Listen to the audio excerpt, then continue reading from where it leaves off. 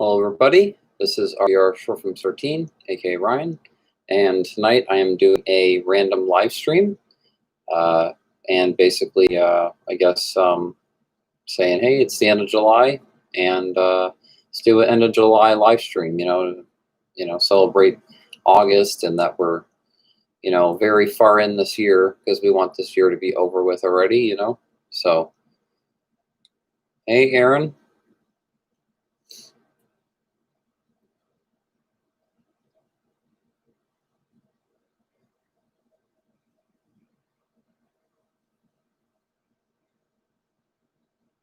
Hey, Mary, sorry, Mario Mania 1234. Hello, guys. Just got done watching The Strangers. Strangers is a great. That's a great horror film. I love The Strangers, and I love the second movie. I don't know why it got trashed so much. The second film. I mean, yeah, I know it wasn't as suspenseful and yada yada yada as the first one, but it was still awesome, and it had a. It definitely felt conclusive, which I liked. Yeah, so like, but I love equally. I love both the first two uh, movies. I love the first two films. So how are you guys doing? How's your guys' Friday night? Um, you guys doing well?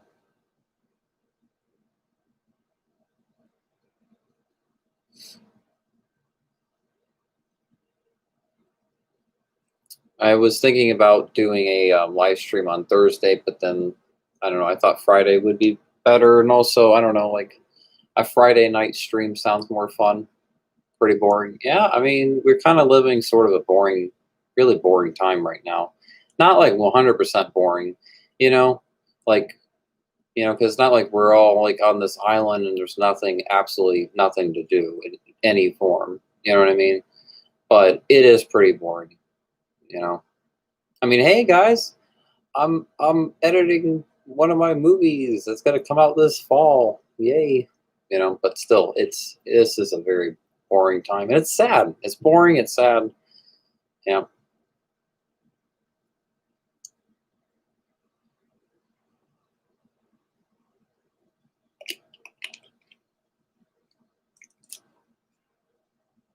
Oh, exciting news, guys! Courtney Cox has just been confirmed to come back as Gil Weathers in Scream 5.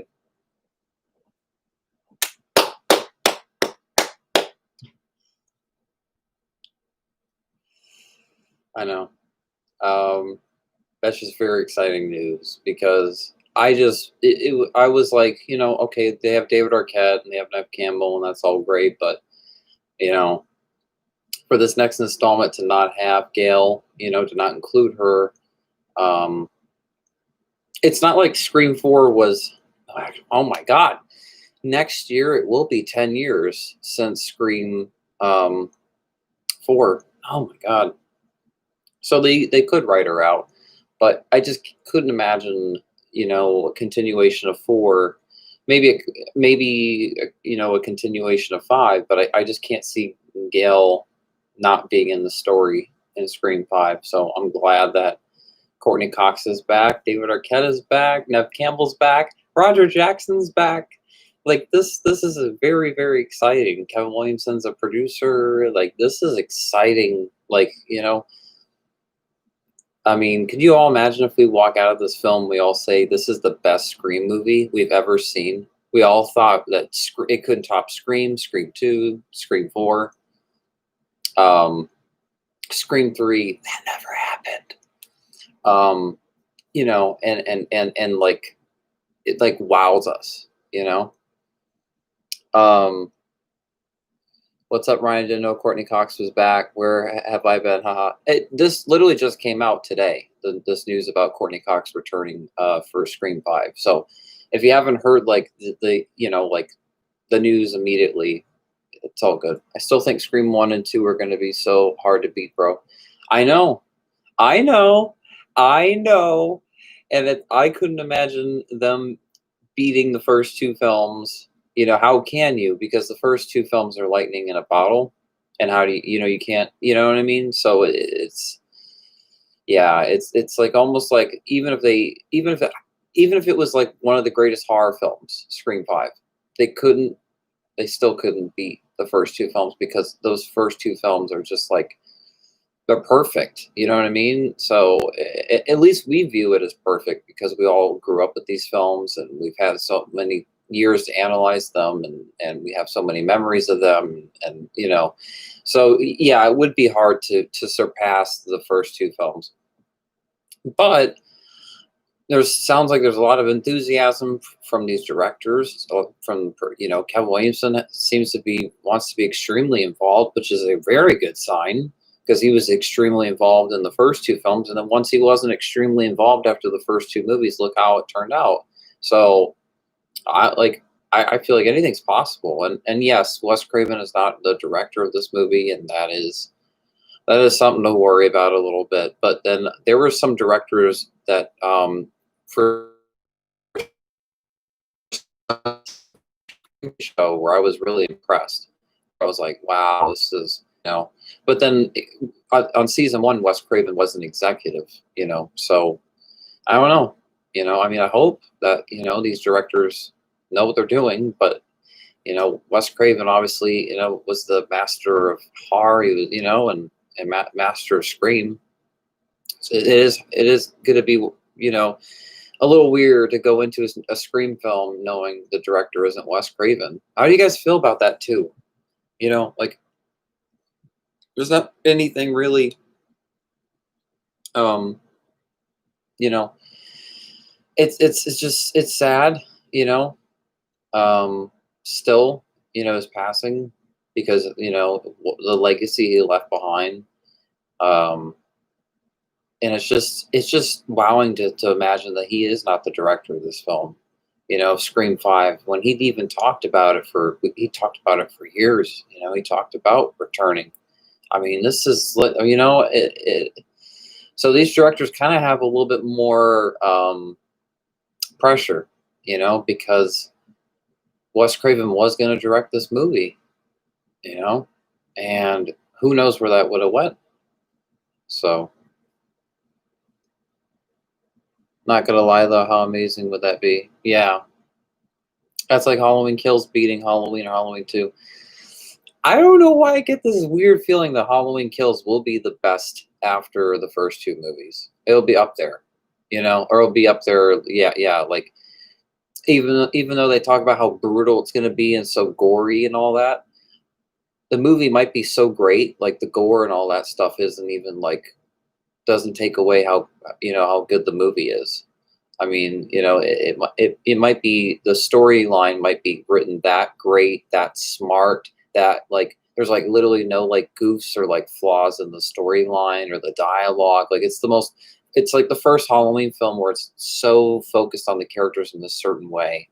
Um, where it's like not only does it go into the PTSD of all these characters and goes into all the survivors of the original film, but they all want to, get back at Michael. And how interesting, that so much of this movie is going to be flashback film. It's very fascinating, but just the fact that it got praise at the test screening, which is not how the 2018 version response was, from I remember, film, the 2000 Halloween 2018. So I don't know. I get this vibe that it's going to be really, really great. It's just too bad it's delayed, but I think it will be like, I, I don't want to say the best Halloween film because, it's how do you beat the first two, but um, I definitely think it'll be like, you know, it'll surprise people how good it'll be. Um, my favorite Halloween film is Halloween 2, the original, and then the original Halloween, the Halloween 4, H2O, and then Rob Zombie's H2, and the new one. The new one. But the new one is number 3 in my top 5, though. Yeah. But those are my favorite Halloween films. And it's hard to say with certain ones, like, oh yeah, this is my favorite one. This is because there's certain things that I love about that movie, but there's certain things that I don't like about it that I wish they would have changed, and then another movie change that and fix those flaws. It's hard to nitpick like what's the best one because there's like pros and cons extremely to many of them. You know, yeah, like Halloween 4, great movie and all, but it's not like the quality of the film doesn't hold up. Like it was never like it was shot in widescreen format. We've never been given a widescreen format of that movie. The movie just doesn't like age well. Like it just doesn't like it looks like a TV like quality film kind of like movie. Doesn't look like how the original looked, and Halloween 2, and especially like with all the fast cuts, that kind of lighting and shadow that Halloween 4 used. Hopefully with like a 4K transfer, like a box set, the Screen Factory. They made Halloween H2O actually widescreen for the first time, and we got like it looked better than I've ever seen it. It looks so great, that Blu-ray from Screen Factory. I mean, that was just that quality is phenomenal. But the widescreen format, oh, it like looks like finally like a movie, and I don't know without the widescreen and certain I don't know the lighting, it just looks off. I don't know.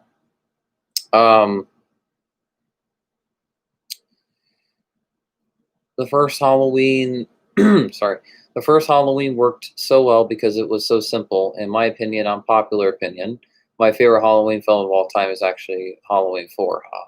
That's not a bad thing. If Halloween 4 is your favorite, it's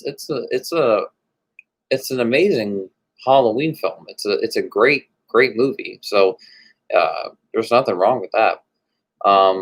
It's at least tied with 78 for myself. Oh, well, but that's actually a lot of people. It's tied with the original Halloween 4. Yeah, Halloween 4 is low key my favorite film to watch after the original.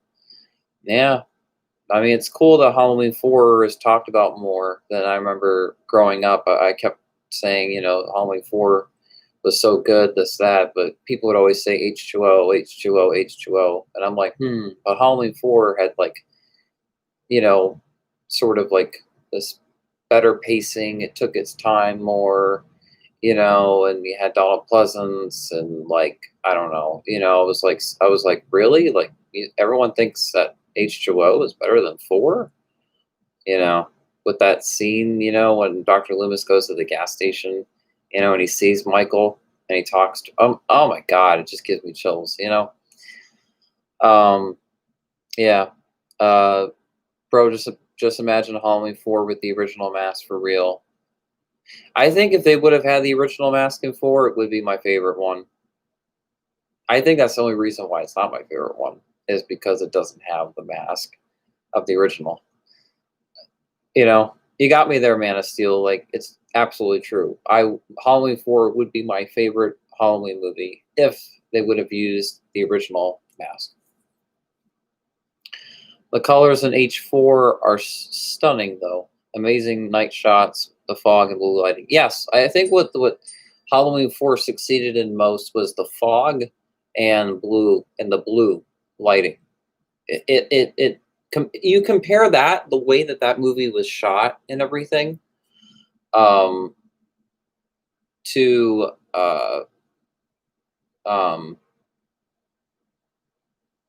uh, the new one, and even H2O, like those new even the new one is shot more like a way is shot way more like a Halloween film than H2O, but still, um, Halloween 4, that kind of lighting with the blue, you know, and the way that the locations, and everything, the sets, it just feels very Midwest and feels like you're very much uh in Haddonfield, and Michael Myers is stalking you from everywhere.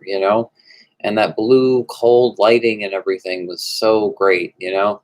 Um, and that is missing. with the new one. And I love that many people complained about that too, because it's absolutely true that blue, cold, lighting is everything, in a Halloween film. It really is. So um, it's almost just as important as the music.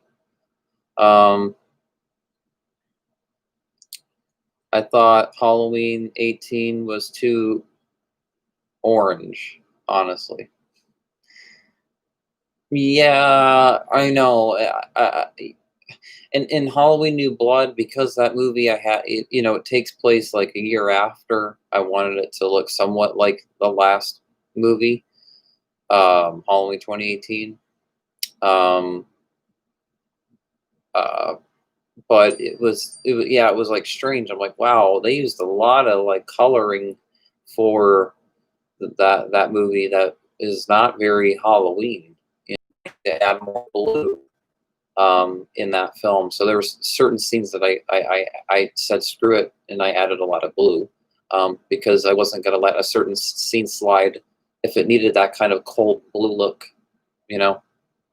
Um, so I'm surprised there wasn't like. Can you imagine that third act if like there was tons of blue like in Laurie's house? She had like a bunch of blue lights or something, you know. I mean, that'd be pretty cool, and it'd have nothing but that blue, like cold vibe, you know. Oh God, yeah, that'd be great. I agree, Mario. I love the blue lighting and fog for sure. H2O is shot most like a TV movie than any of them, in my opinion. Well, I don't know. The Shout Factory Blu-ray of it kind of changed my perspective about that. H2O is my least favorite. It did feel like a TV movie to me too, bro. Wait, I forgot about Resurrection LMFAO. That's definitely my least favorite, of course. That's my least favorite too. Halloween Kills is confirmed to bring the blue tone back, man. Well, that's great. That's awesome. They're bringing back the blue. That's good. That's really good. You know, I don't know why that the David Gordon Green didn't say, I want to use old like lenses, the same lenses that they used for the original movie, or like 1970 film lenses. Like that kind of look that Dean Cundey went for, and I'm surprised that he didn't talk about that. He like, oh, I went to Dean Cundey to talk about the cinematography more and like how he shot this and that, and I want to include this element and that element. And this shot here was shot entirely on film and with the original lenses. I mean, too bad that he's not like nostalgic like that as a director.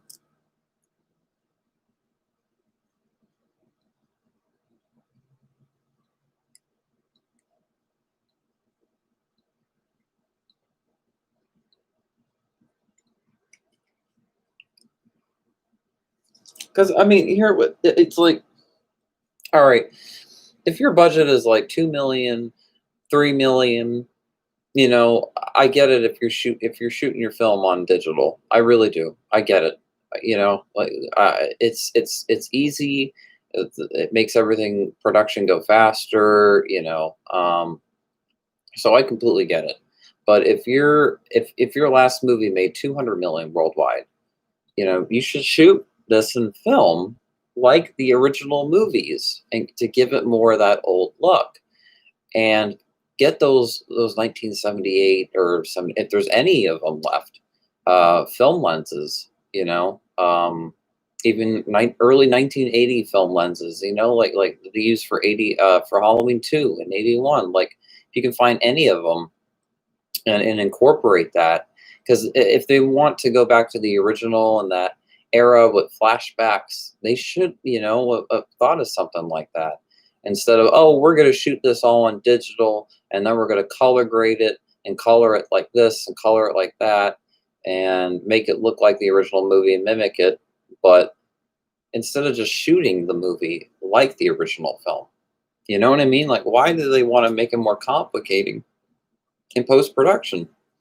I just don't understand that. Excuse me.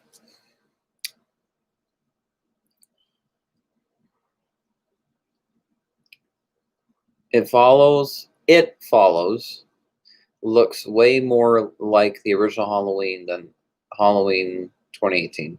Yeah, there are many horror films that have that blue color, and then you watch it and it's like, wow, they could have used that a little bit more in Halloween. That would fit a little bit more, you know. And this new movie, like you had certain parts of blue, but it was never like extremely blue. I can only sequence I can think of where it was like, oh my god, this is very blue. I'm surprised. Was when Allison was in the back of the cop car, with the cop blue lights, like they're nothing but blue. I mean, that was kind of cool. And Allison, her face, bunch of blue, of the light, and even on Michael in that scene. So that was good. But we need more of that, like more of that blue with the characters, like extremely a lot more, you know. So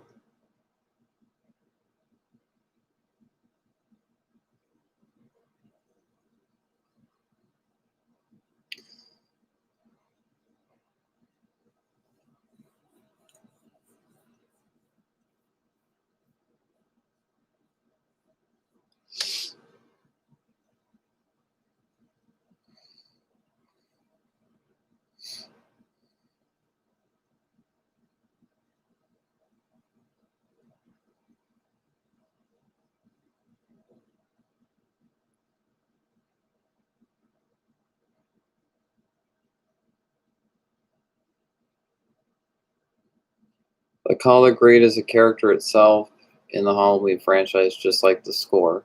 Yeah, that's what I was saying. I mean, not 100% like that, but like, yeah, I agree. Did you hear the two new tracks John Carpenter dropped recently? They're excellent. Makes me pumped for the new score. No, I haven't. Are they actual tracks for Halloween Kills, or are they tracks for just other stuff to get people excited for future of his music with Halloween Kills?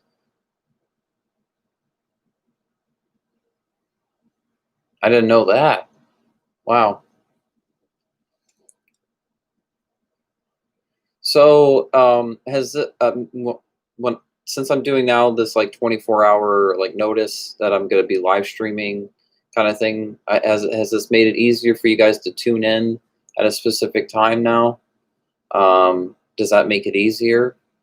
Did I do that? Um, and then I don't know if you guys saw it like on Twitter or on Facebook. Let me know if you did, because I posted that I was going to be live streaming today on Twitter and Facebook last night as well. So I just want to know like who get where you guys get my like notices of like what I'm gonna do on my YouTube channel or this or that. Um, Not from Halloween, just original pieces. Yes, I saw it on my YouTube feed last night. Okay, cool. It was for me, man. Been a long day, just relaxing and chilling now. You should get an Instagram, Ryan. I have an Instagram. I got one. That's all I have. Okay. Oh, well, yeah, you can follow me on Instagram. I have an Instagram. Let's see. So the all right, Mario Mania. You're talking about John Carpenter created two new tracks. Where do I find those tracks to listen to? Would love to follow you, bro. Been friends here too long, haha. Yeah, yeah. Yeah, I'm definitely on Instagram. I'm on Facebook, Twitter. I used to. I still on. I think I'm still on Tumblr. I just don't use it anymore. I literally created that, and I posted stuff on there for a long time. Just movie information about my movies, and I don't know. As time went on, I got less and less responses from people on there, and I was like, this is pointless. You know, I mean, no one's gonna look at this post or even know or care. So I'm just gonna, yeah. So I was done with Tumblr back in 20 uh, eight or early 2018, I think. Yeah. Um, I can link them if you want. Yeah. Sure. Um, that'd be cool. Um, or you can even if you want, go to my YouTube channel and post the links. Uh, or I don't know. Yeah, you can just post them on here if you want. It'd be easier if you post it like on the video of the live stream because I'm going to keep this live stream. So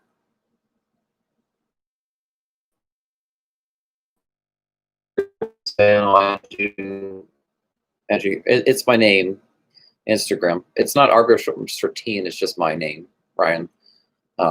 Yeah.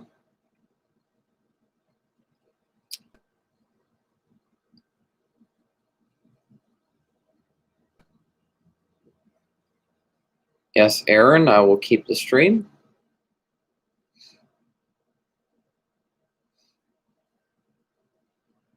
Well, it's great. A lot of you guys tuned in, you know, on here. I'm going to be live streaming from 9 to 11. I know it started about 5 minutes later than 9. But yeah, I'll be on here for up until like 11, I guess. And that'll be like 10 p.m. on the where I used to live in the Midwest. My Insta is the exact same as my username here, but my name is Grant. Okay, cool. Games, Aaron. That's what Aaron said. Games. What about games?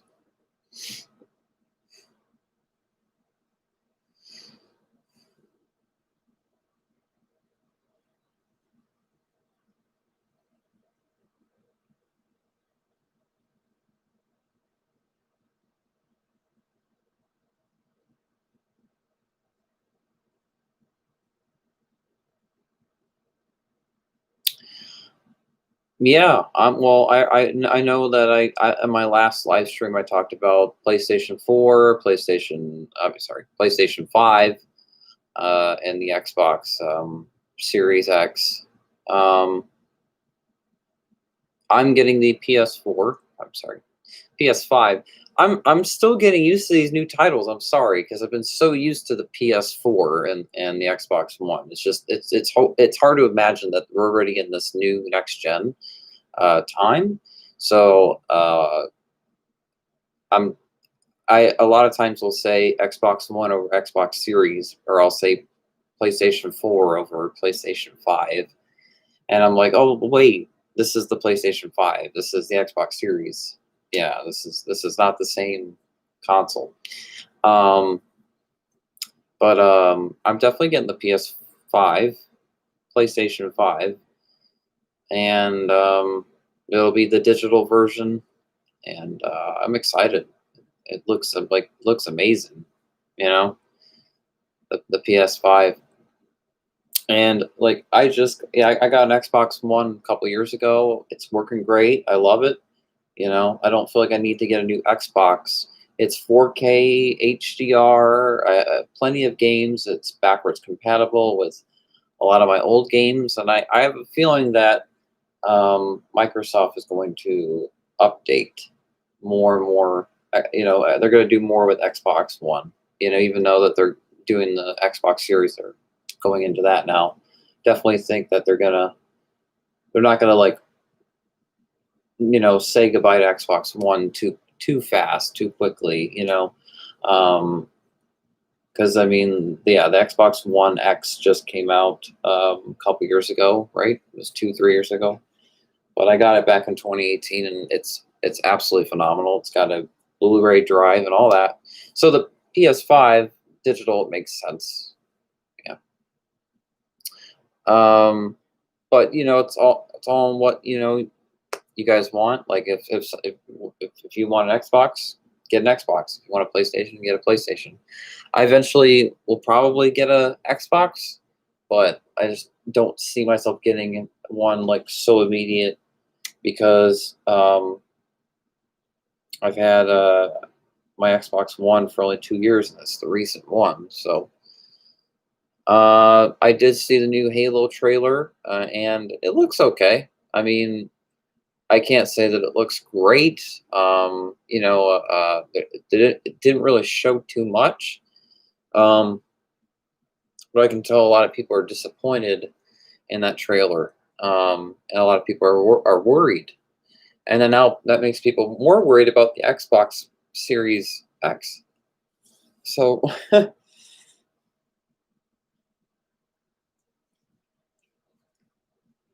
I don't know. My opinion personally, I think the Xbox One, sorry, Xbox Series X.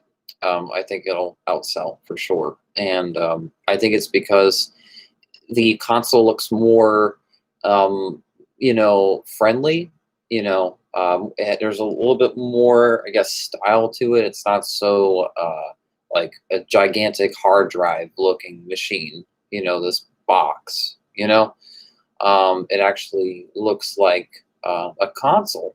And it includes a remote, headphones, a camera, two controllers, from what it looked like in the reveal trailer, um, and yeah, like a bunch of stuff. I mean, that's pretty amazing. Uh, but I have nothing against the Xbox Series X. I eventually do plan to own one, just not like anytime soon. Yeah.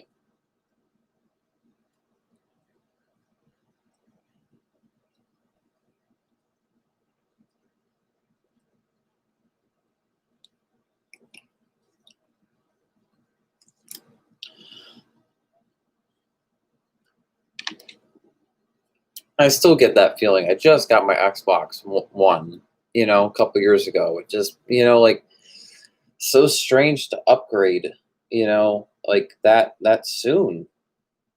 You know, I don't know. And then my PS4 is from 2014, so 2014 or it was 2015. So it's been a little while, and the console is works a little slower than when I first got it. Uh, yeah, and so it makes sense to do an upgrade on with the PS5 rather than upgrade with the Xbox. Um, the exclusives look interesting on both. I'm really excited for the games on the PS5. And then I'm excited for still with games that on the new, I mean, on the recent gen consoles is Avengers game. I'm excited for that. Is the Avengers game? I'm really excited for that game. I'm definitely going to get that game. I never even thought they were going to make an Avengers video game. Uh, I was always hoping they would, but Marvel was so focused on it being a movie franchise, for a while. I just in my head, I'm like, there's no way that they're gonna make this a video game. And also, I thought in my head, how can they? Because it's so huge, you know, all these characters, this, that. Like, how could they even pull that off? But it's exciting that they're trying. I actually thought they were gonna wait for next gen to reveal this game. I thought it was gonna be like maybe a PS5 exclusive or something.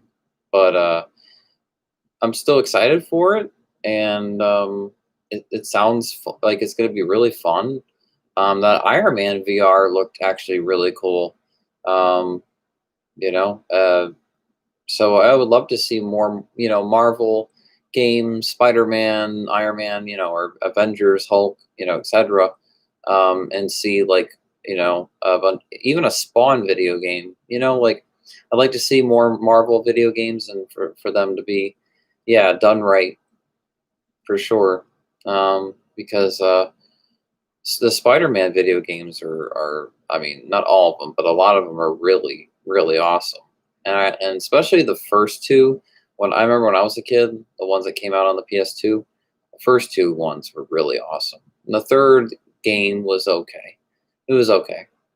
But the one that came out on the PS3, um, and then the new one that came out, that new Spider-Man game is really amazing. Um, uh, it's pretty great, you know. And I enjoy it kind of more than the new movies that have come out. I kind of like the game a little bit more because it just has that it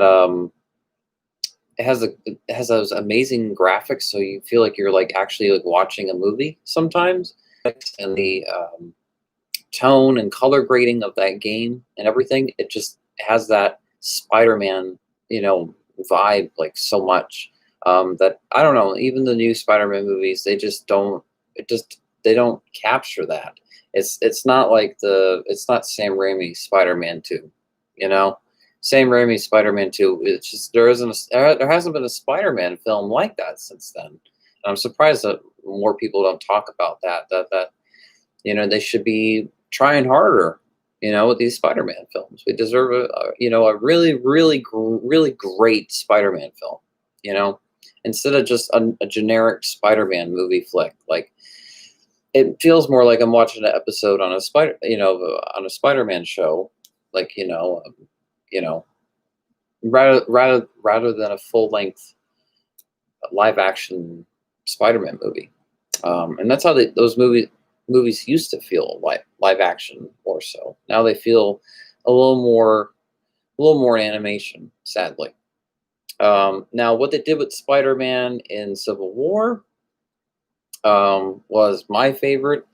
Uh, I think that's my favorite stuff with Spider-Man after Spider-Man 2. Not amazing, not amazing Spider-Man 2. The previous Spider-Man 2.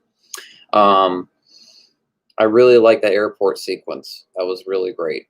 I really enjoyed that. Yeah, and it definitely had a sense of practical effects at the same time. It didn't feel like a cartoon sequence. It felt like an actual movie action sequence. It felt like real and fun and intense and all this. So yeah, I guess it's a hit or a miss on how they do Spider-Man in a movie for me. I mean, he was done well in Infinity War, and an Endgame. I mean, much better than his own solo flicks, personally, in my opinion. And I know that there are people that like Homecoming and not Into the Verse. I can't even remember what the new one's called. Um, uh,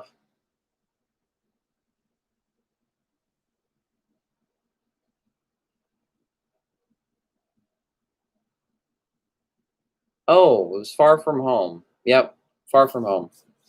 Yep, Spider-Man Far From Home. Uh, yep. And I thought they were going to do something really um, dark and intense with Mysterio because he was personally one of my favorite villain in the comics growing up reading, and also in the cartoons in the Spider-Man 2 video game. I just thought he was a really good villain, and there was a lot of potential for him to be a great villain in a live action. Um, but they made him weird. Um, so I don't know. I was like nah about that because it's Mysterio. Like he's not that kind of character that would side with Spider-Man. And I'm sure there's been a comic, where Mysterio, worked with Spider-Man before, but that's not what I wanted for that movie. I wanted to see like a really good villain Mysterio Spider-Man film, because we haven't gotten that yet. It would be interesting if like Mysterio was a bad villain and like horrible and all this and that and did all this stuff and Spider-Man fought him multiple times and Mysterio supposedly dies at the end of the movie accidentally or something, but he comes back in the next film, and then the two work together, because there's a greater threat. That would make a lot more sense. It felt very rushed, from him being a villain to like this hero. I don't know. I just didn't dig it. I just didn't like it. Anyway, but if you guys liked it, that's cool. That's cool. Um, but anyway.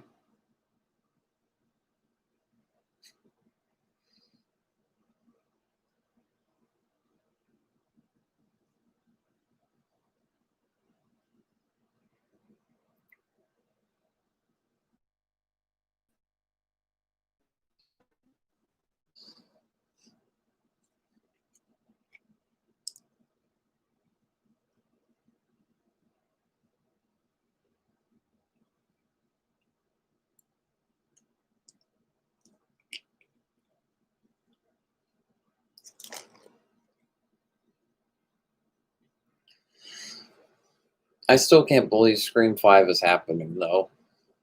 I really am like I'm just at the edge of my seat about it. Still, I'm like, wow, they're gonna make uh Scream 5. I don't know, just still like wowed about that. It's exciting, you know. But a movie like that, they're not gonna be able to make until when the stuff is over. I feel like the world we live in right now with what's going on. I feel like it's never going to be over. I don't know. I don't know why I feel that way, but I hope I'm wrong. I really hope so. Because I'm sure a lot of us are kind of like concerned where the world's gonna how the world's gonna turn out, where it's gonna go, what's gonna happen. You know.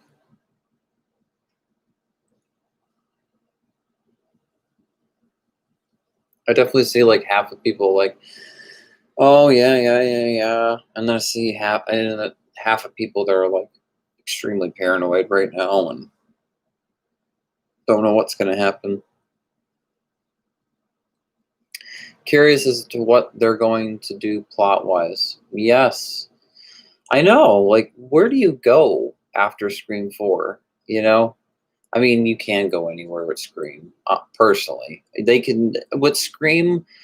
I mean, with the Scream fan films that I made, there were so many ideas that I came up with. Like multiple drafts, all this and that. Like, I, a lot of scripts that I lost, by the way, because my computer was stolen um, uh, back in the day. When I say back in the day, it means a long, long time ago. A long, long time ago. Um, and I got my computer stolen. It had everything on there. Oh man, had old footage of November 2nd, like stuff that I never. It was unedited November 2nd footage, unedited footage of Haunting of a Ghost Face, unedited footage of November 1st, uh, the Jester films. I mean, a bunch of stuff that was on there, and I'm never gonna be able to like fully remaster like all my movies, like clean them up the way I want them to, because I'm stuck with the YouTube file, and I have to clean up the movie with that YouTube file, you know, and it's a lot more difficult, rather than actually having the original file, you know, that was before it was uploaded to YouTube, you know. Um, so easily with Scream 5, they could go anywhere with this. They could go here, they could go there, they could go there. Um, but I kind of don't want to see them do something too different. I kind of want this movie to be like the old films, and for us to be on that adventure again with the original cast. You know, Uh, please make it happen. And they're passing the torch already on to a new generation of characters. So I just hope that they give it that old school vibe, that old movie vibe. It reminds us, hey, you're in a Scream movie right now. You're watching Sydney, you're watching Gail, you're watching Dewey, you're watching Ghostface. Like you're back in this world, you know. And I hope that it feels very Wes Craven. You know, I think what I would do if I was making Scream 5, I would like to rewatch probably most of Wes Craven's films and take a lot of notes and really study certain shots and lines of dialogue or certain ways he directed his actors. I'd pay attention to many things that he did, um, and then replicate what he did, but to know, like, more so what his vision was for his stories and how his direction was to his actors and his characters or those characters, and to understand that a little bit more. It would make it easier for me to know how to make it more like Wes Craven. I wouldn't want it to feel like me making Scream 5. You know, I wouldn't want it to feel that way at all. I would so try to make it feel like Wes Craven made this movie. Um, and it's because you don't want things to feel like too different too quickly. People already have to get used to this, that there is no more Wes Craven directing this, and that we're probably all three of the main leads are gonna die. I have a feeling that it's just inevitable because they probably don't want to do this like whole trilogy where they live, and until, like, even with like Scream 6, like maybe they really want to do something with new characters. But here, I don't know. Here's the thing though. Scream 4 did not feel like a movie that was um this new trilogy does not feel like it's passing the torch onto a new generation. It feels like these different kind of ways that this generation lives, and they're seeing. I mean, because they come from the '90s, and 80s, '90s. They come from a different time and different era, and so they're going through all this Ghostface stuff all over again, but in today's world. And so I think it's just them facing this generation and these ghost faces new generation rules and etc. Rather than them passing the torch, because it did not feel that way with Scream 4. It definitely felt like another Scream movie, with the main three leads. Even though that it had a lot of stuff with the new characters, there was a lot of stuff with the characters in Scream 3, and Scream 2, and pretty much all the other Scream movies. So it just felt like another Scream film. It didn't feel like a passing the torch. And if Jill wouldn't have been Ghostface, then it would have had a total pass the torch element. But now that I look back at it, I'm really glad that Jill was Ghostface, and it makes a lot of sense too. And I don't think I would have liked to have seen Jill um, character after Scream 4. I definitely like that she was Ghostface in that film. I think that was very smart, on the writing standpoint. Hopefully, like, that's the end of like the family dynamic storyline with Sydney. I mean, if they want to like write her out eventually, they have to get rid of the whole family you know storyline stuff. They can't keep that going if they're gonna get rid of Sydney, and her story. If they want it to go to new characters and pass the torch to new characters, I don't know why that they have to keep focusing on her family. Um, yeah. So hopefully there'll be more so like Scream 2, where it's not, or Scream 1, where it wasn't family that was after her. You know, I mean, you, I mean, in terms of like blood family, like like someone like Roman or Jill, she just never like the first two films were more so just like these people, you know, that wanted to kill her. It was scary, you know.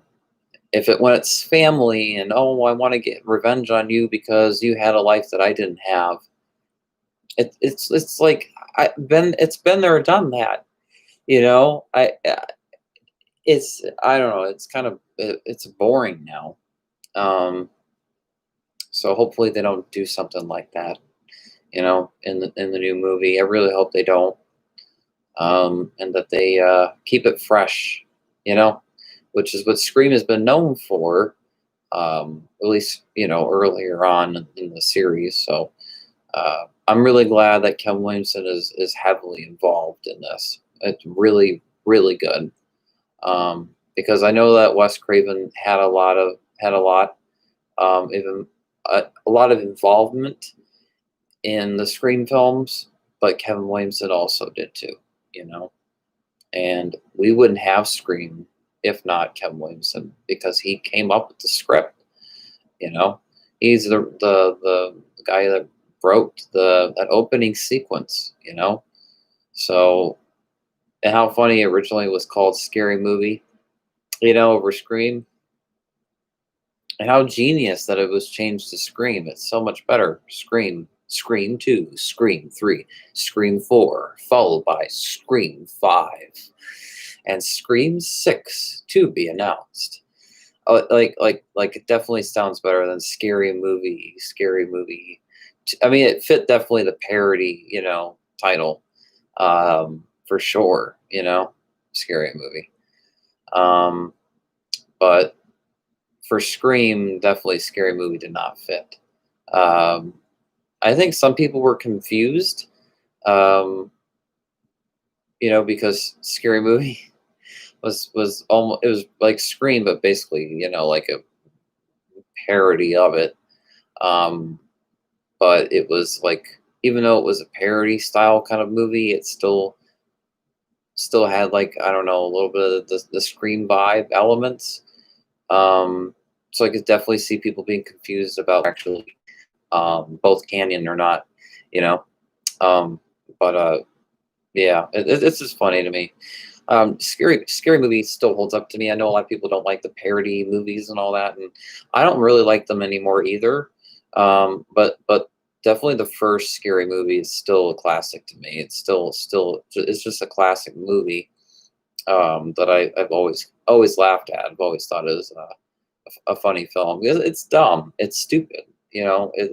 Clearly it's a dumb movie, but it's funny. It's dumb funny. Like it's just I love that. So I definitely still enjoy the first film, um, and parody of. But I wonder.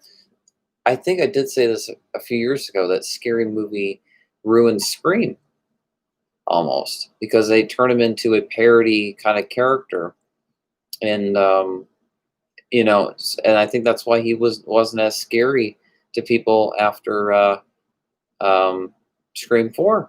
I don't think people were as scared because of that. You know, I think it's going to be really hard to scare people.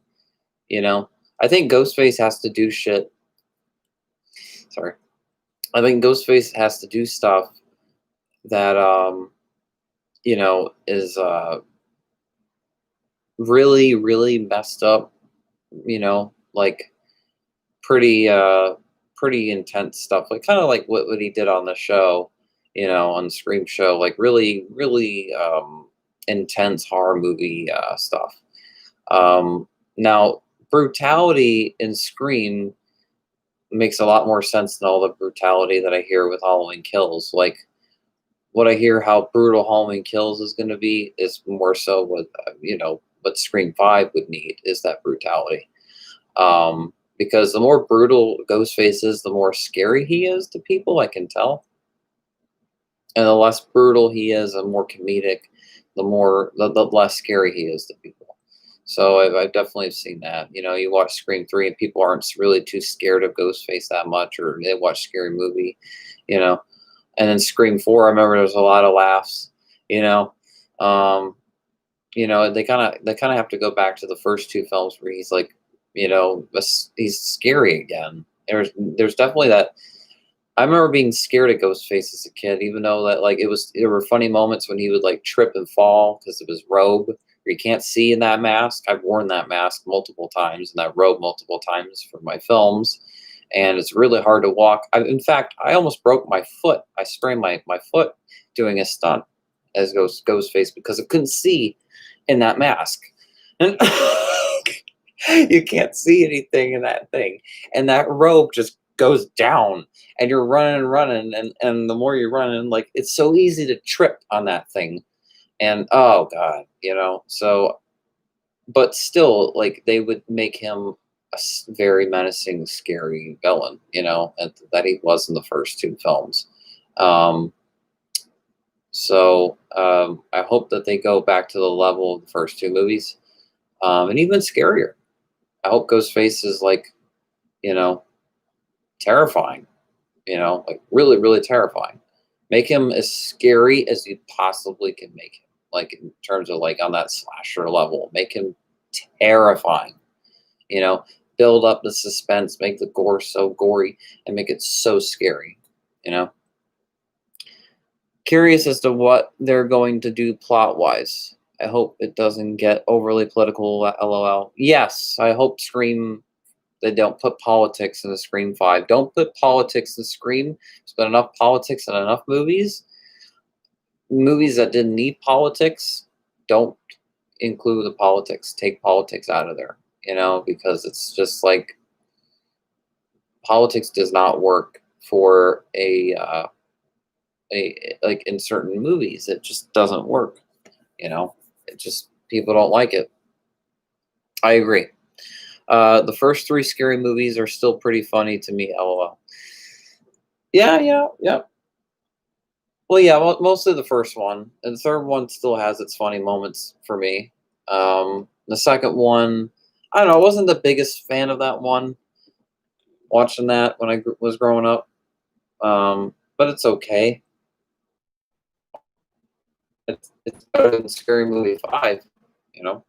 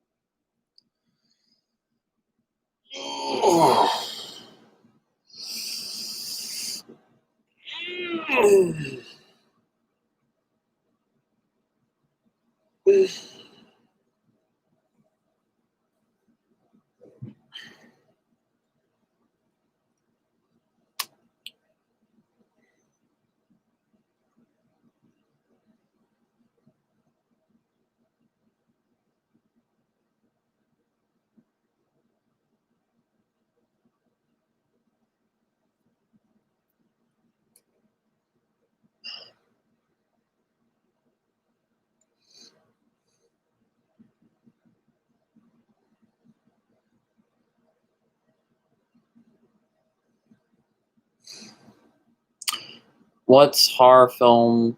What horror film affected you the most as a kid?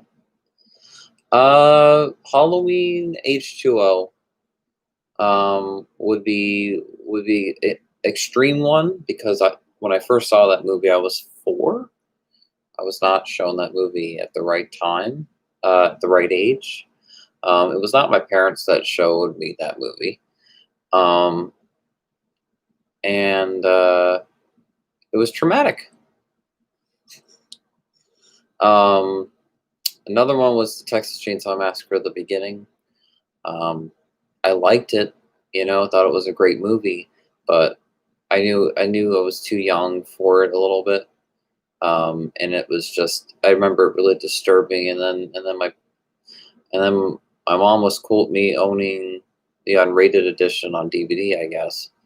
And then I remember liking the unrated cut more because it was gorier.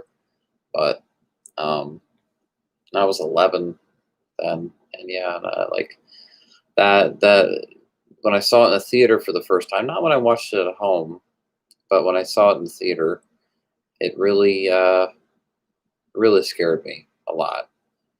And yeah, it was a scary film to the point where like the original is a scary movie, but the beginning, like, it gets a bad rap of like it's I think it's the scariest one because I was someone that doesn't really have a weak stomach for horror films. I'm someone that loves, extreme gore and all the unrated cut. And I got to get the unrated cut because it's gorier. I'm not kind of that person. Like I gotta own this version because it's gorier. Um, but there's some films that I actually get pretty woed by, and I remember Texas Chainsaw Massacre at the beginning, and Halloween H2O were ones that were sort of traumatic as a kid. Now, I knew another one that bothered me when I was a kid was House of Wax, and it was that remake. I remember that one really, really bothered me.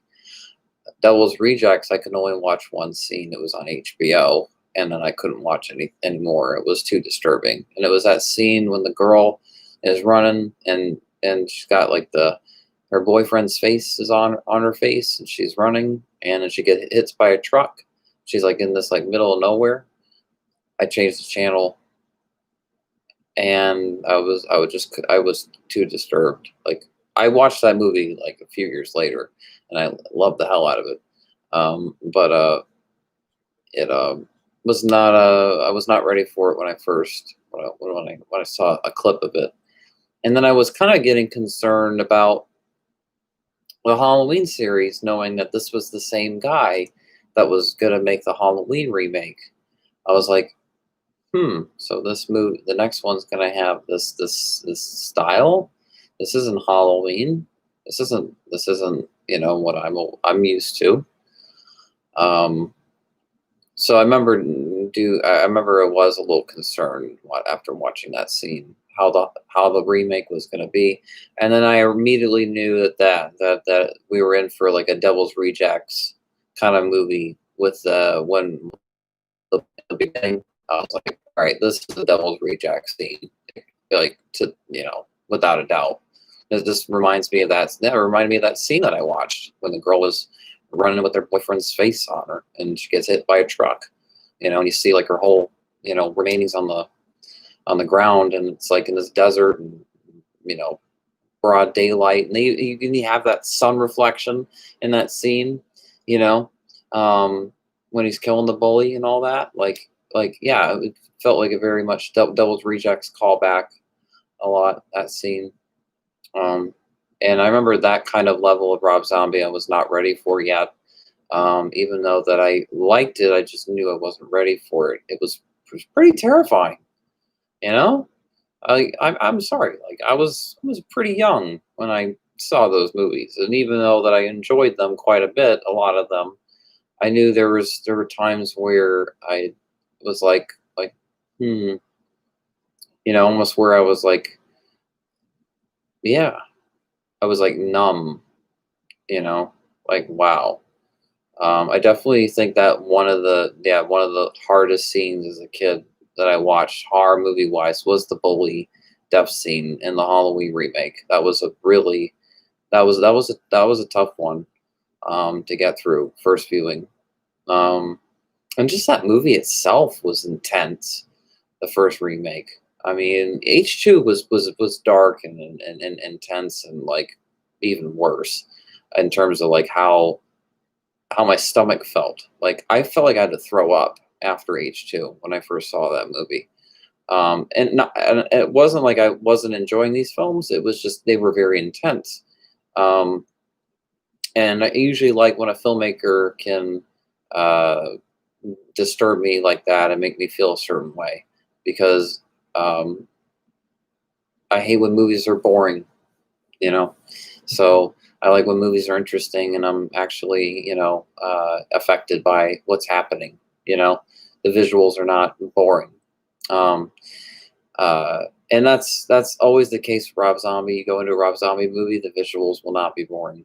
You know, um, and but yeah, I remember that was intense. H2 was intense, and but then I was turning 14 um, when I first saw that movie.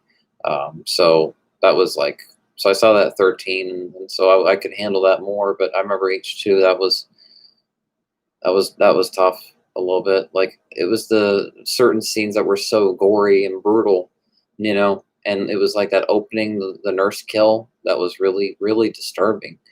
Um, the first viewing, like hearing his grunting, and I don't know, it was. I mean, if Rob Zombie wanted to make Michael Myers scary again, he definitely succeeded because I was actually scared. And I think that's also surprised me because I didn't think I could be scared of Michael Myers um, ever like that. So he did succeed. I will say that, and it was done right, And even though I know you see his face later on in the movie and stuff, it just all was like done so well. Um, but anyway, another one that what can I think of a one earlier on? Now I did Freddy versus Jason didn't disturb me like or traumatize me as a kid, but I remember watching that when I was very young. I was very young when I watched that movie. Um, I remember watching a lot of movies behind my parents' back. I just was not. I was sadly I was that person where I just was like, oh, as long as nobody knows I'm watching this. Um, so I remember Freddy versus Jason was really fun film. I remember watching that on VHS. But it was, yeah, I remember that one was intense, but that one had like this kind of like campy, goofy-ish like humor to it in certain areas. So I wasn't like completely scared of the movie, but it was still scary. Yeah, I mean, for 8 years old, it was whew. Um, Sharks always freak me out. So I remember always any shark movie would scare me as a kid. Um, uh, Shark movies always really really freak me out. Like Jaws, I remember like was like very scary to me. The Jaws films.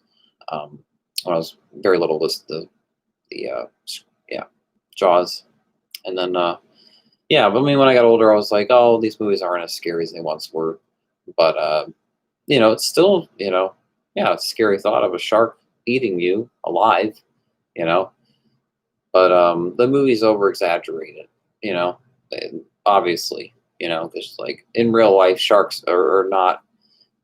I mean, there have been shark attacks and this and that have happened, yes, um, but it's not like this is like a everyday thing and this and that. Like in the movies, they make it out to where these sharks will not stop, and that they're after humans, and that's all that they're after. And sharks are not after people, they're not. Now maybe there's a psychology, maybe there's a psychological thing with sharks. Maybe there's sharks that are not.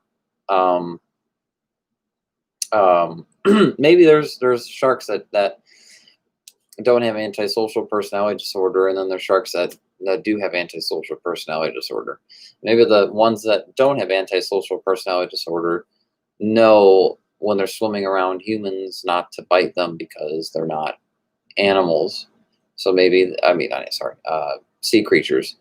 And maybe, the shark is just like that smart, and doesn't want to bother people or anything that's not like a sea creature. And then their brain just like knows that. So their brain just goes to the sea creature. And then maybe like the antisocial, maybe more so sharks.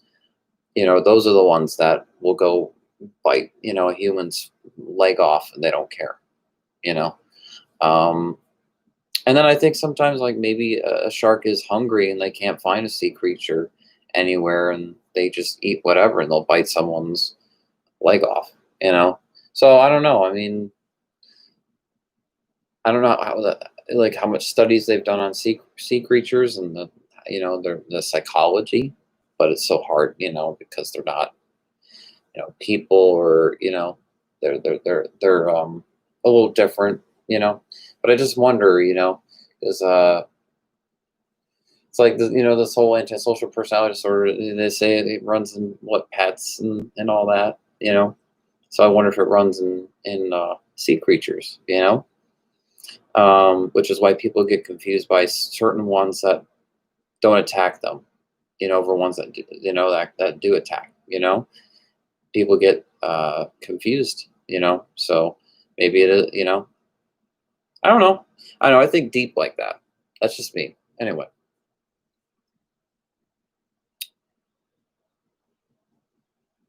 mine was The Ring. I walked in on my parents watching it. I caught the tail ending of it. I was terrified for years. LOL. Still one of my favorite horror films. Yeah, The Ring that was a scary movie as a kid. Yeah, that was a scary one.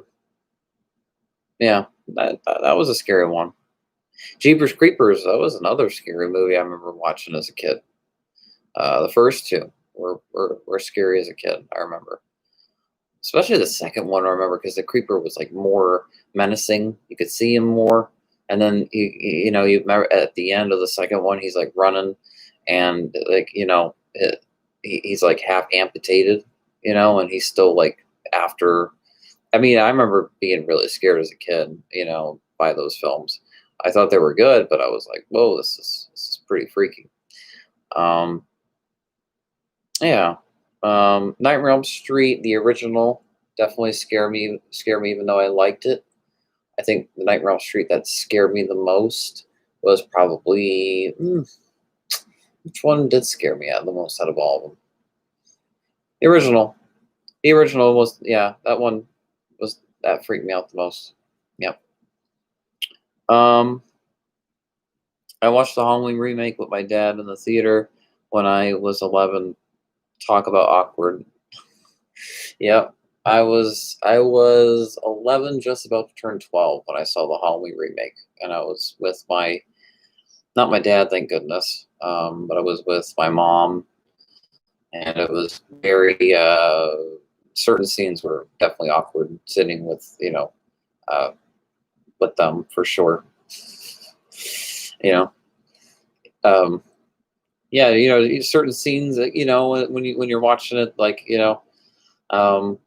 with your family, and it's like, oh, I hope that scene doesn't happen, or something. This doesn't happen in the movie because I'm with people around me. You know. um, so yeah, that this definitely was. Oh, that awkward feeling with your parents when you're a kid watching movies. It's always like that sucks. Ugh.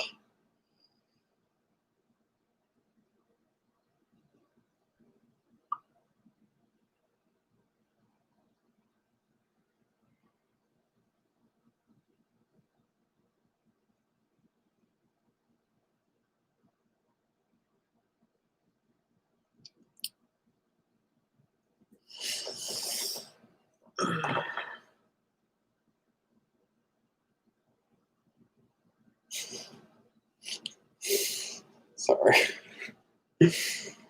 Oh.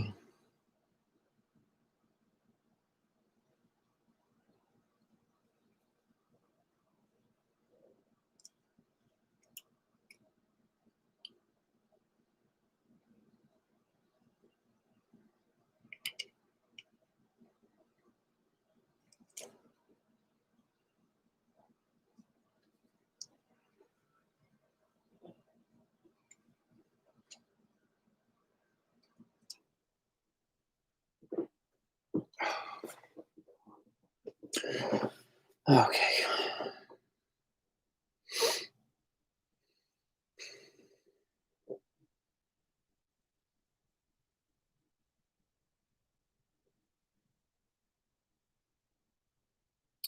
Have you watched any new films recently? I've watched a few that I thought were decent. Um, no, not really. No, not since what's been happening in our world right now.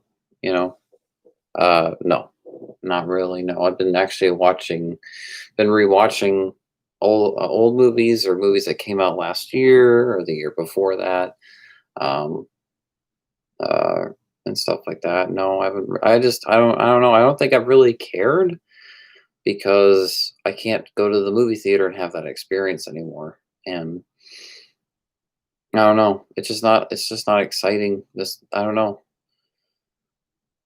It's just hard to get used to this like theater at home kind of thing. Even though that I mean, it's cool, but it's not cool for like all movies, you know? This is like way it's like I just want to go to the movie theater again and I want to go see a movie. I wanted to see the Black Widow. I want to see Wonder Woman. I wanted to see No Time to Die. You know, so many movies that were going to come out, you know? Um, and it's too bad. Uh, um, uh, yeah. So I'm just don't even have the enthusiasm to watch anything new much. Like I probably will watch like probably 3 or 4 new movies in this time. What's going on? But I don't have a lot of enthusiasm of watching a lot of new movies until we're back to we're back to cinema, where people can go back to movie theaters and everything, or drive-ins become popular again, and like there's a lot of them, and they're accessible. There's like one down the street I can go to or something like that, you know. Um, I've mostly been watching older films that I've also heard were great. Never got around to watching. Yeah, and then this is perfect time to like watch stuff that I've never seen before, like TV shows or movies that I wanted to get around to, but you know, yeah, that now I can. Certain old movies or shows that I didn't have the time before. This will happen. So.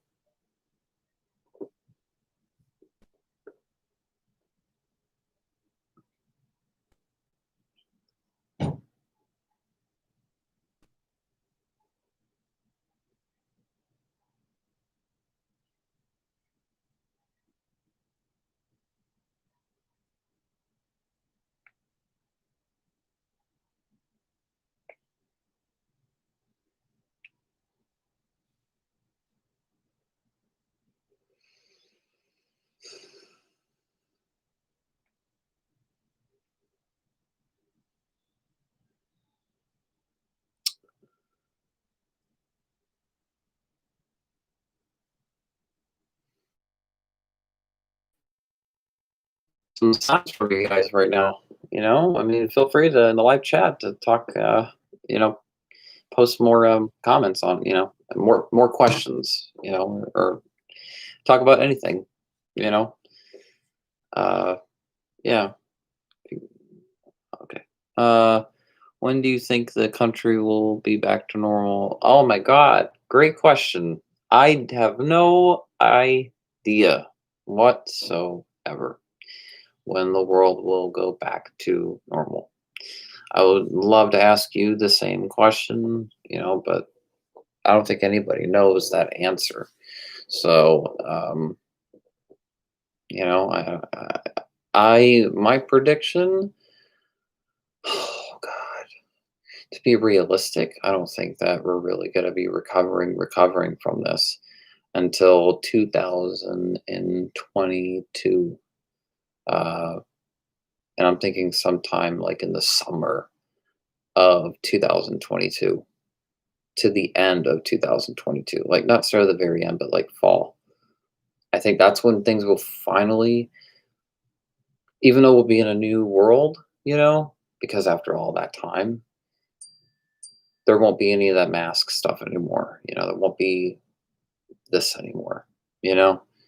So even though it'll be a new normal, it'll at least we'll be back to a normal that doesn't have to wear these masks, and avoid public gatherings or being around people and all this stuff, So I'm thinking this stuff won't really. I don't think stuff's really going to change much till 2022.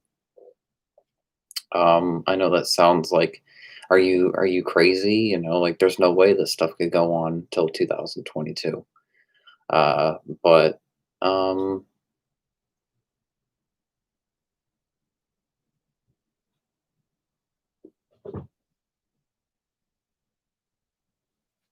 anything's possible. I mean, I sure hope that things get better in our world. I sure hope things do. Um, in terms of, like getting back to that normal. Uh, but no, I don't see really much of any of this changing, any of this being different for a long time. Yeah. Uh, and that's too bad, and it's definitely gonna, you know, it's just this is horrible. I've never seen the world like this in my life. You know, it is sad. Because every time I go out there, it feels like I'm like living on a different planet. I'm not living on Earth. I feel like I'm like in a different place. That's not here. That's not reality. That's not like the world I used to know. And it's definitely affected me for sure.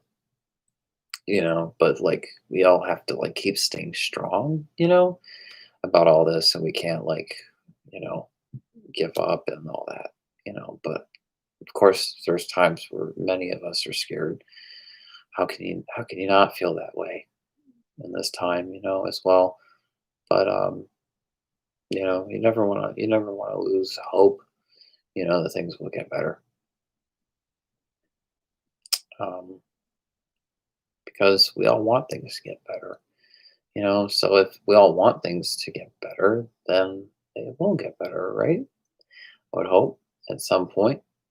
Doesn't happen overnight, it doesn't even happen in a year, you know. Um, but I definitely see there'll start to be a progression probably at some point in 2022, because this is the first year where this is all happening.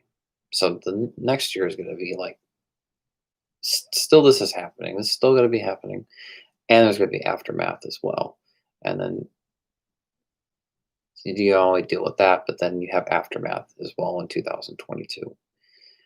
And that's when, with that aftermath, you know I don't know, that's the best prediction I can give you, guess I can give.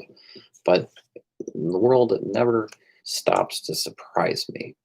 I always say the world can't surprise me any more than it already has. It can't shock me anymore. I've been through enough shocking things, terrifying things, yada yada yada yada. I've seen enough scary things, but no, it never fails just for me to be whoa. Um, so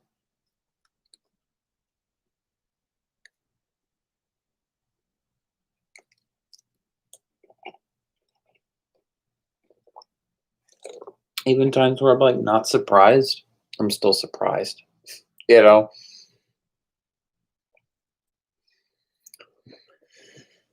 I agree. I expect everything and anything to happen at this point. Yeah, and they talk about this vaccination and this and that. And anyway, uh, I mean, who knows what's going to happen? You know, who knows what's going to happen? I really no, I cannot predict. With something like this is something that is very hard to like say when this ends.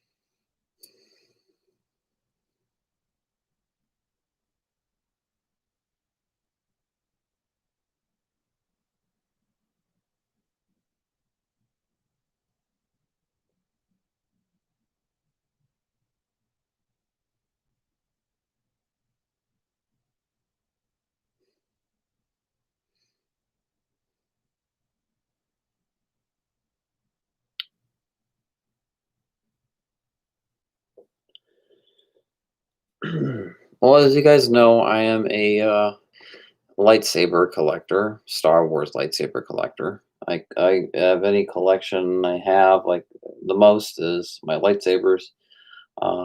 And Yeah, yeah, yeah. And I got one not too long ago. I don't always get like I don't get lightsabers all the time. It's not a every day, every week, every month thing, every year thing. But when I do get one, it's a big deal. But yeah, this one's Obi-Wan Kenobi from the Phantom Menace, and I eventually had to get this one because like I wanted this for so long, so bad. And this is so hard to find. This is the Obi-Wan Kenobi one from Phantom Menace. So this is like so exciting. Yeah. And it turns on too, by the way.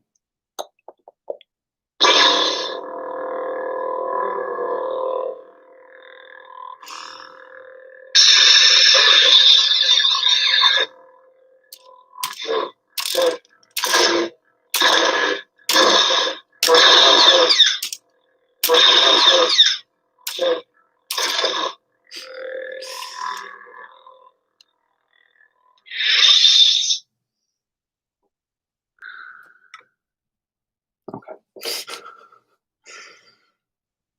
How many do I have? One, two, three, four, five, six. How about six? Yeah. Oh, this one include this one. That's seven.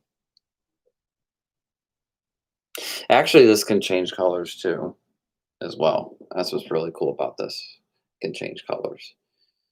But if you guys aren't into seeing cool stuff like that, I won't show you.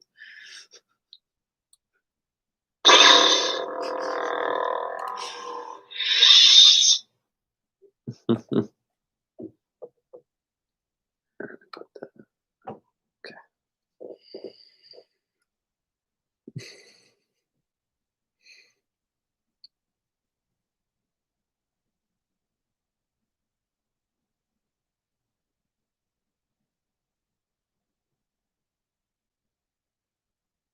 Okay, so another one I have is Yoda. I think I'll show Yoda.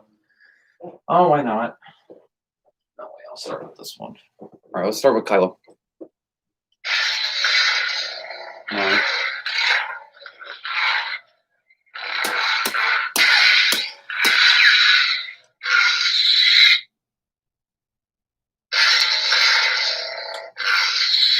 All right, so that's Kylo's.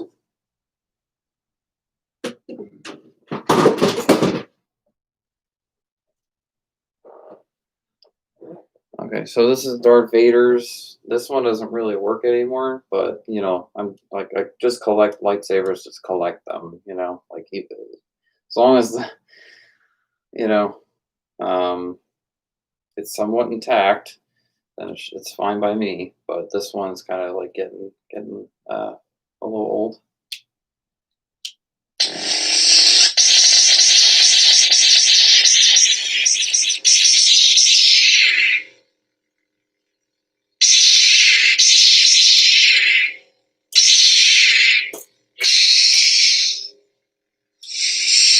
So that's Darth Vader.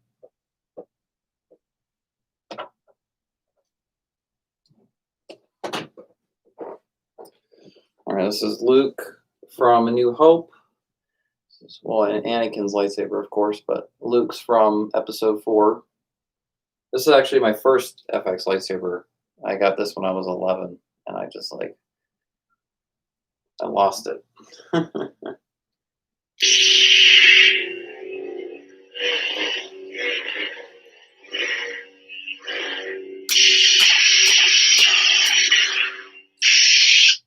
I think this is my second favorite after the Obi-Wan. It's classic. It's Luke Skywalker. It's iconic, and yeah, so I love it.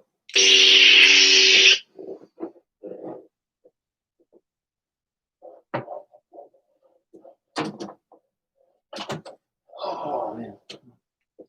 Okay, this is like my third favorite. This is Yoda from Episode 2.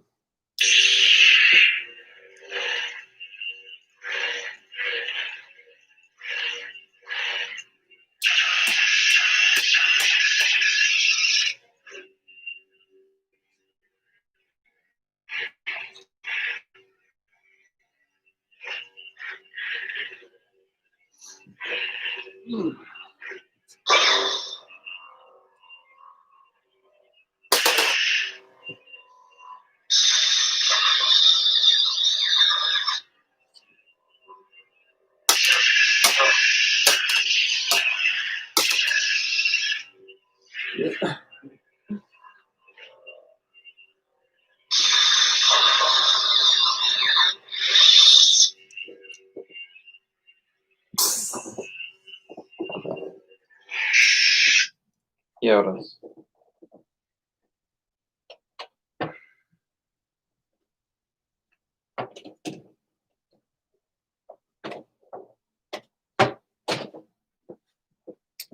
And these are this. Okay, this is Obi-Wan Kenobi from Revenge of the Sith. These don't work anymore, like in terms of like turning on. This is Luke from Return of the Jedi, Episode 6. So even though yeah they don't work really anymore, I still have them. They're still like I can display them. So that's cool. But yeah, this one used to work and it used to be really cool. I like the Episode 6 lightsaber. And then what I really love this one, Revenge of the Sith. I really like this one. It was really cool. Yeah, doesn't work anymore, sadly. So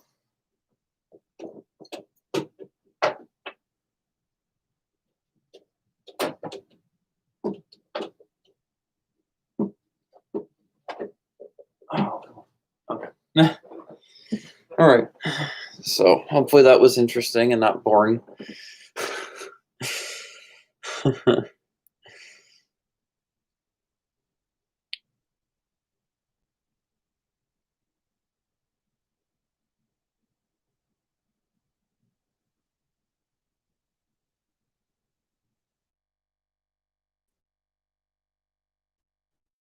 Thank you, Mara Maney.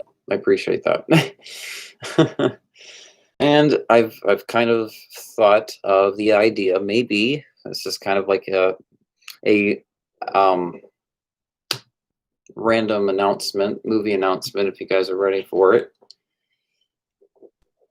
I'm nervous to announce this though, but I do eventually plan to make a Star Wars fan film. Don't know when, but eventually I'm going to make one. I'm not going to give a release date. None of that. When the movie is done filming, and I think I don't even think I'll really come out with a trailer or anything until the movie would be done in post, to where I know that the film worked. You know, where like it's not like bad looking, the effects and stuff, you know. So of course I'm going to be making this on a more practical effects level, which is fine by me because I always like the practical effects in Star Wars more than the CGI effects. But you know, I have to do a lot of homework of like how to, you know, pull this effect off, that Star Wars effect off, and all that. But yeah, I don't know exactly when I'm going to make it, but something that I am interested in doing. Yes.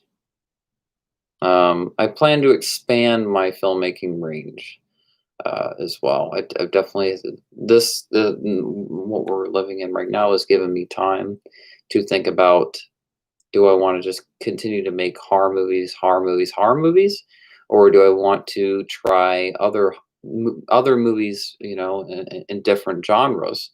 You know, try different films and expand my range, because I did that with the Twilight short. You know, that's fantasy, but that was only one movie. You know, and people did like it, which was good. You know, but yeah, I think it'd be kind of cool if I did different kind of movies and stuff. I think it would interest people more. And I think if I did the same movies, like the same style again and again, I don't know. I think that people eventually will get tired of that.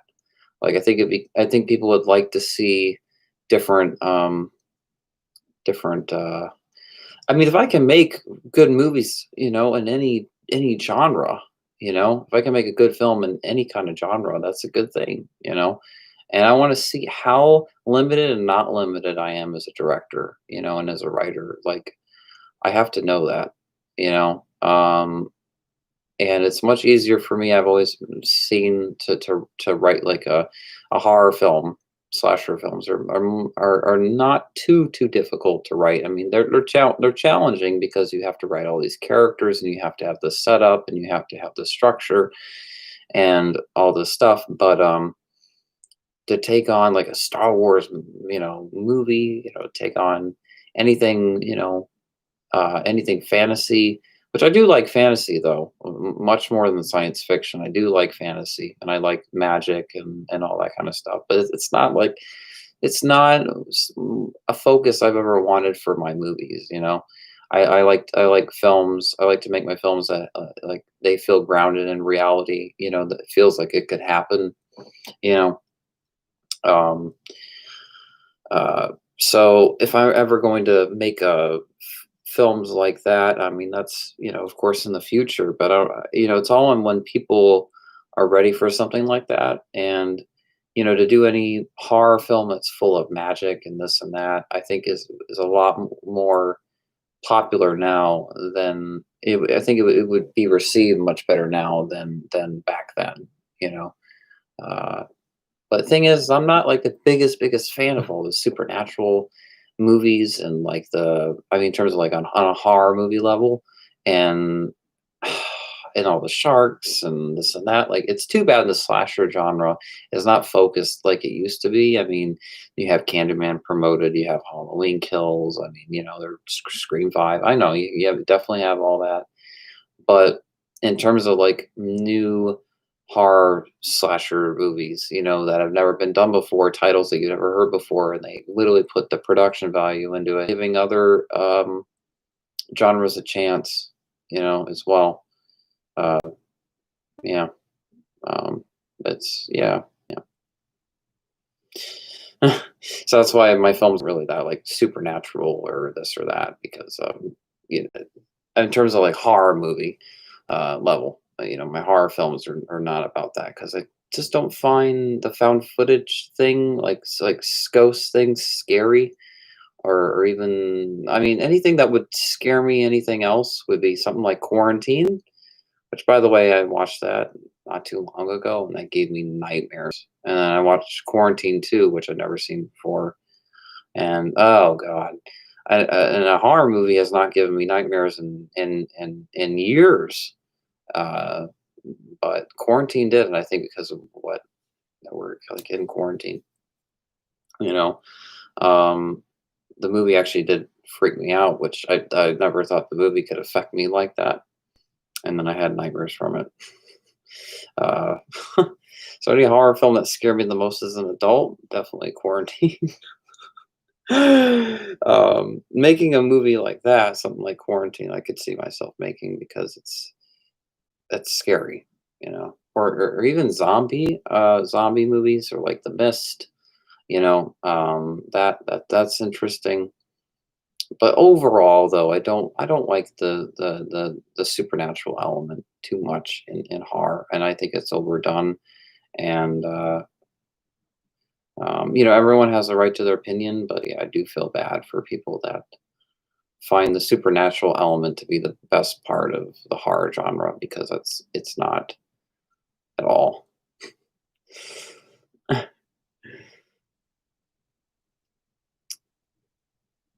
Cool. Can't wait to see your take on it. Quarantine is good. It's based off the Spanish film REC, which is better in my opinion. Oh, okay.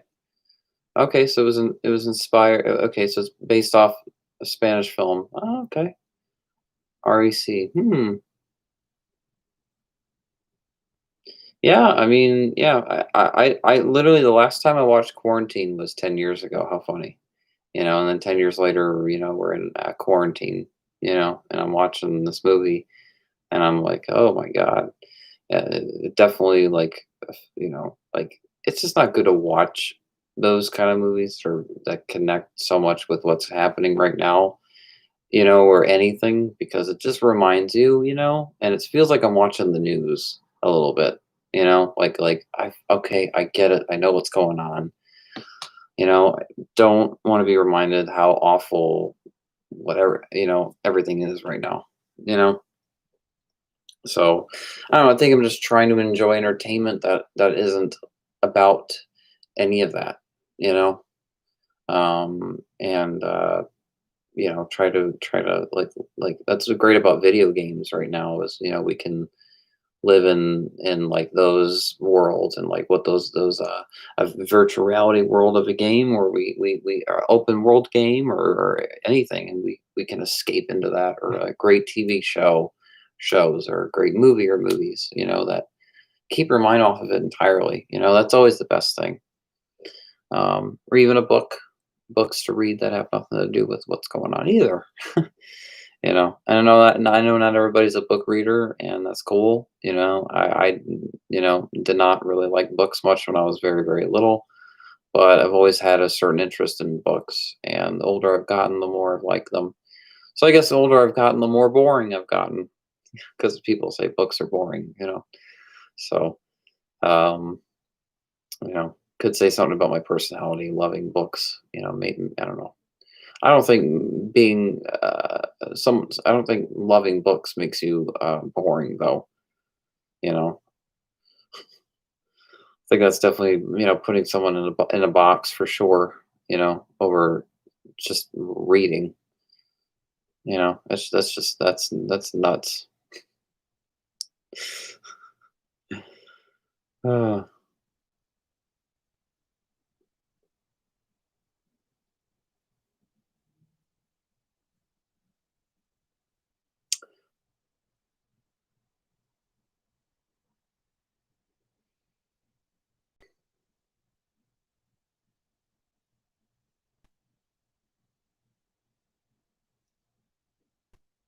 I love books. I've read most of Stephen King stuff. Cool. Yeah, I've read some Stephen King stuff too.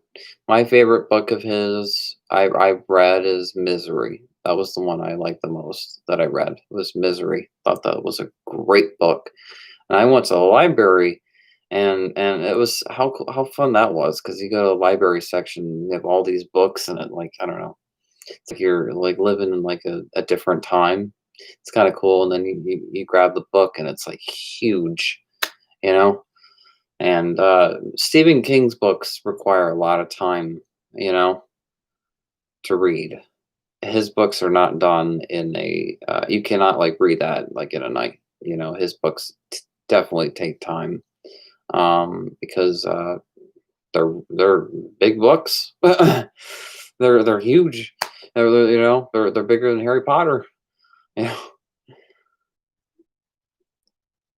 great book and great film. Yeah, Misery is a great book and a great movie. Which not only is that's not always the case with a lot of book film, you know, film adaptations of novels. It is huge. It took me a whole summer to get through that. Yeah, it is his longest novel for sure, and that book will take you a long time to finish. Yes, it's pretty. It's pretty wild. It's kind of you can tell that the book was written in a different time in history. It was if the book was written now, I think certain things would be taken out for sure. So um, yeah. Um, so reading it now is like it's kind of like I don't know. Does it hold up? Yes and no. It holds up and it doesn't hold up. Oh, I would say about it is it holds up and it doesn't hold up. Maybe that was the issue with chapter 2, is there were parts that don't hold up, you know? It was funny because it's like chapter 1, it's like that movie was all like the good stuff that was in the book, personally, in my opinion, and like all the stuff that was scary.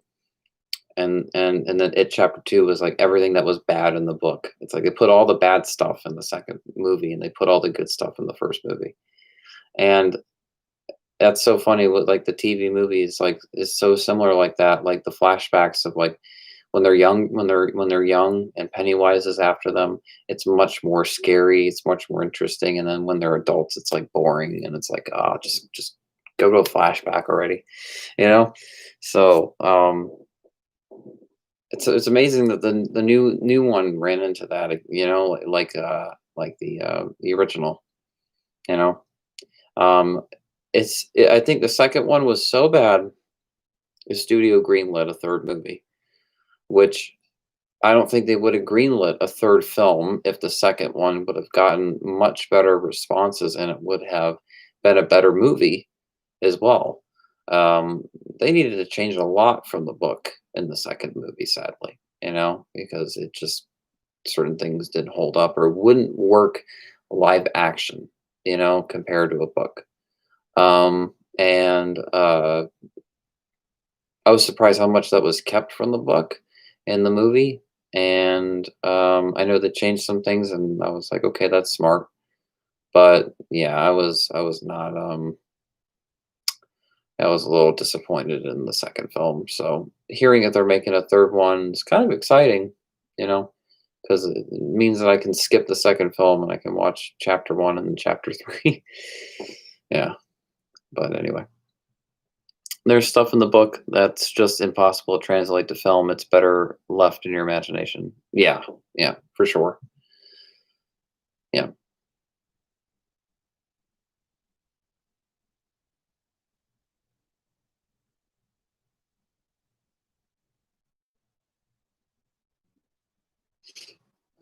Twilight fans of mine, any subscribers of mine that are Twilight fans. I don't know if I got any subscribers because of that Twilight fan film, but Twilight Midnight Sun, the book, is coming out August 4th. And yeah, I'm excited for it. Even you know, if you guys aren't, I'm excited for it.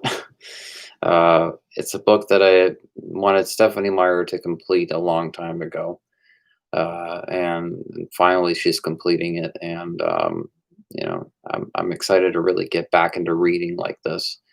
It's given me a reason to really get back into reading after writing for so long. This is exciting, and it's on August 4th. But anyway, I didn't even know they were making a third one. LOL. I know you don't think that they would make a third movie after chapter two because it's only a two-parter story. Because everything was wrapped up from what I assume, right?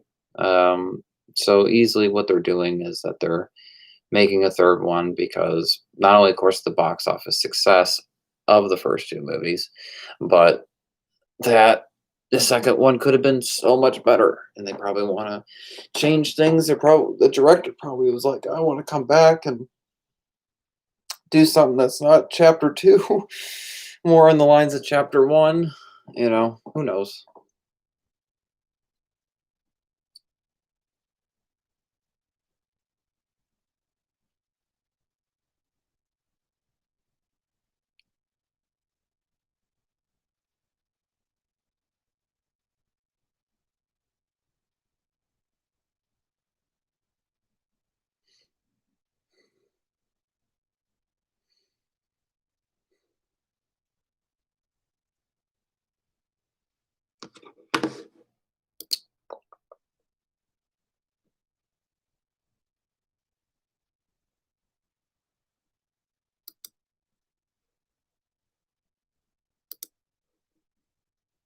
So it's only Mario Mania that's participant right now. Oh man. I mean, thank you, Mario Mania. But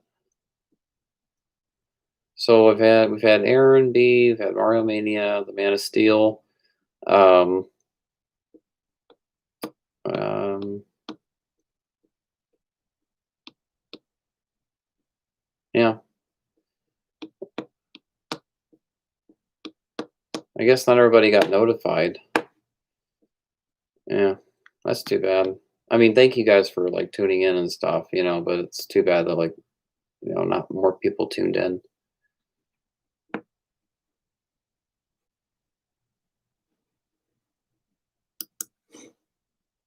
Yeah. Hmm.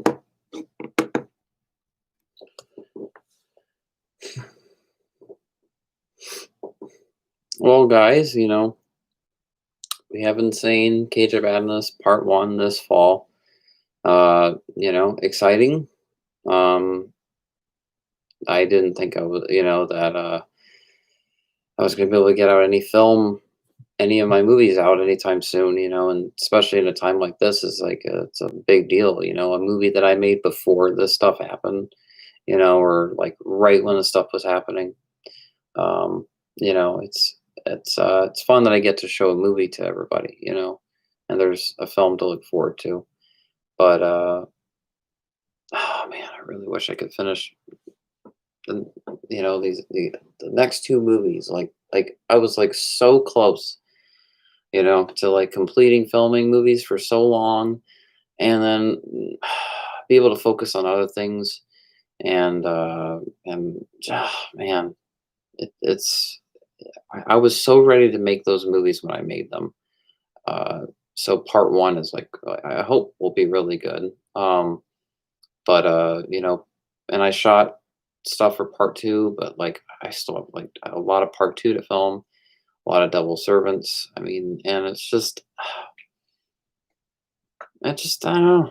Like I'm being patient, because there's nothing none of us can do, but it sucks. So thank goodness I have a movie to put, and I don't know. What if that does? What if it ends up being my best film out of all of them? You know what I mean? And here I am down on myself, like, oh, it's only part one. I mean, maybe you guys might like it more than I think you will. Like maybe I'm just being very down on myself about it, but maybe because I'm like such a perfectionist when I'm putting a film together. So um, I definitely pressure myself probably the most when I'm editing the movies. Because that's when you're really really making the film. That's when you're getting the final. It's when you get the final result of what it is. You know. Um, still so excited for Cage of Madness. Thank you, Mario Mania. Yep. I'm excited for you guys to see it, and it's actually it's two movies. Well, not two movies, but you could consider I'll create a super cut eventually. But you have a part one and a part two. You know, so it is kind of it's interesting. It is like kind of like one long movie to me, and that's how the script was written. It's one long story. Um, uh, but I don't know. I definitely see this working as two-parter, but I can't wait to see it like as like a supercut because it's the second film to the first one. So sort of you could say part two would be the third one, and then total you'd have four films with like Michael's origin, so that's like four movies, and then you could say you have three films if you watch the supercut, you know. So it's kind of cool. Because I don't know where to go with Insane after part one and part two, personally. Um, you guys know that, the actor who played Michael in those movies passed away a few years ago. And it's sad. And I'm very limited on where I can go with the story without his character. And I'm not recasting, I'm not doing anything like that. So I have to figure things out, create new characters, and create new stories, and that's all I can really do. So I'm just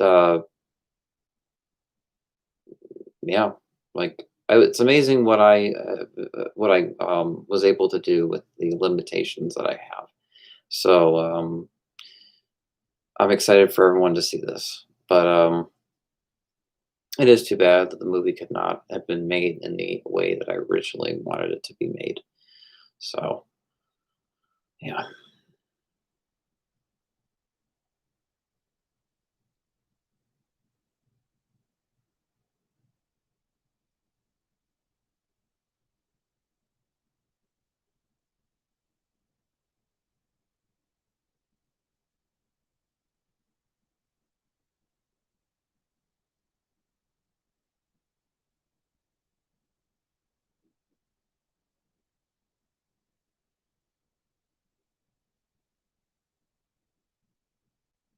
I'm sure it'll turn out great. Thank you, Mario Mania.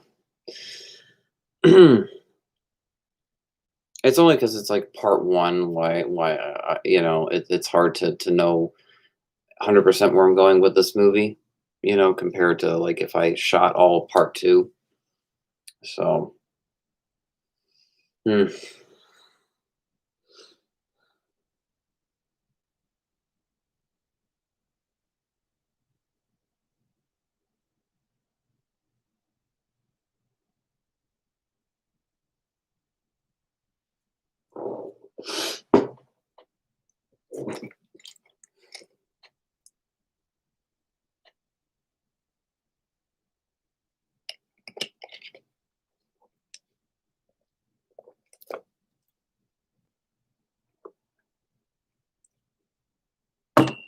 Oh,